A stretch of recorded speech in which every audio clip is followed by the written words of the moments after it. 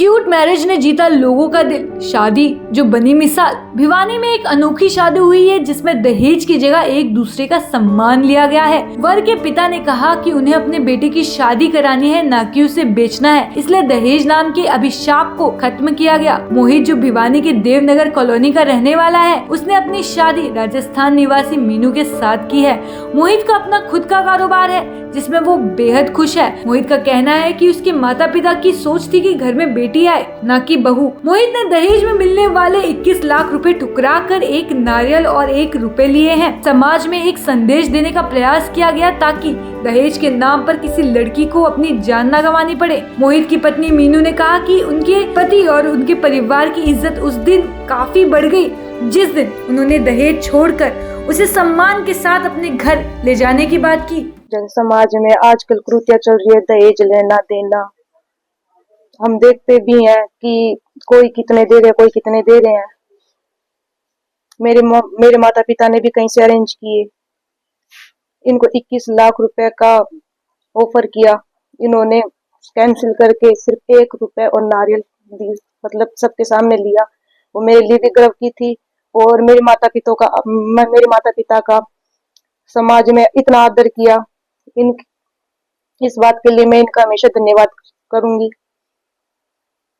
भी माँ बाप को ये मैसेज देना चाहती हूँ कि हर लड़की को बोझ ना समझ के एक अच्छी लाइफ दे और पढ़ाई लिखाई और उसकी हर भी सोच पूरी करे, क्योंकि कोई ऐसा नहीं होता जो मतलब समाज में कई तो होते हैं जो दहेज लेते हैं और देते हैं, और कई ऐसे होते हैं जो दहेज के बिल्कुल ही विरुद्ध होते हैं, जिसमें से एक मेरे सास ससुर भी है।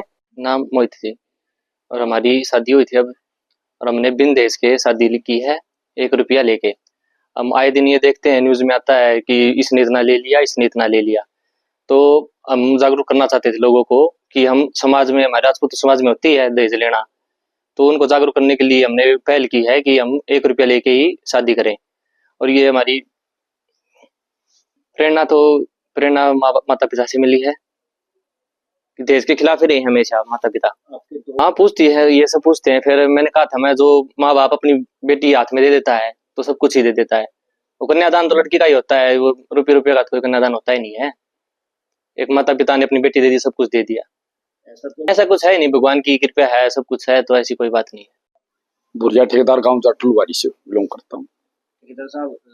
देखो जी, आप दहेज के शुरू से ही खिलाफ। हाँ, दहेज देवांगे, मैंने दहेज ले लिया तो आने वाले टाइम में वो हमारी क्या इज्जत करेगी। दहेज के बिल्कुल सख्त खिलाफ। हाँ, दहेज लेना एक भीख लेने के समान समझू मैं तो दहेज के तापी शुरू से ही खिलाफ। हाँ, दूसरे ने भी ये कहा, हाँ भाई देखो दहेज तो बिल्कुल ना लो, रुपया ठाओ और अपना पार बोल लो भाई। शुरू से अपनी यह इच्छा है।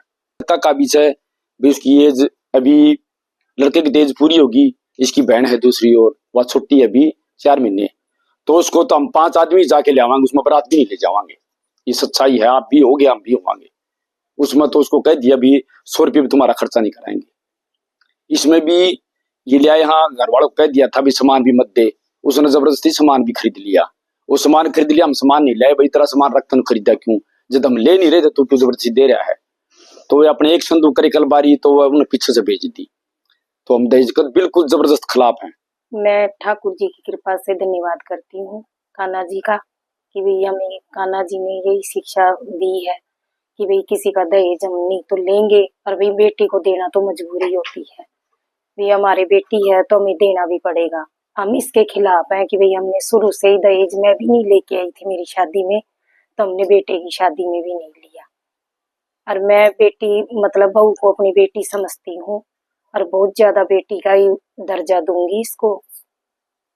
आपके मन की भाई रोज अपन उसमें टीवी में देखते हैं, खबर सुनते हैं कि भाई बेटी के बाप ने क्या क्या दहेज देने के लिए अपने गिरवे भी रखते हैं। भी कई बेटियां आत्महत्या भी कर लेती हैं, दहेज भी देते हैं, फिर भी उनकी डिमांड पूरी नहीं होती।